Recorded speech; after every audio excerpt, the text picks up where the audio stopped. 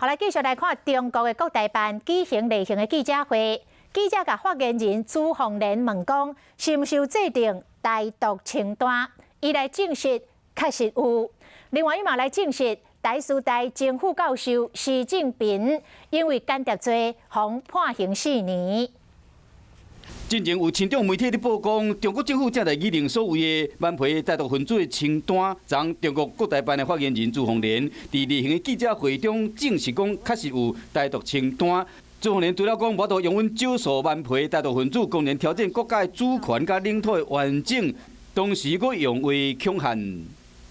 极少数台独顽固分子长期以来挑动两岸对立，破坏两岸关系，危害台海和平，大家是看得很清楚的。这笔账是一定会清算的。针对中国制定万培台独分子的清单这个代志，咱陆委会进前已经清楚表明，北京当局应该真正理解台湾民意，不是理性处理双方政治分辨。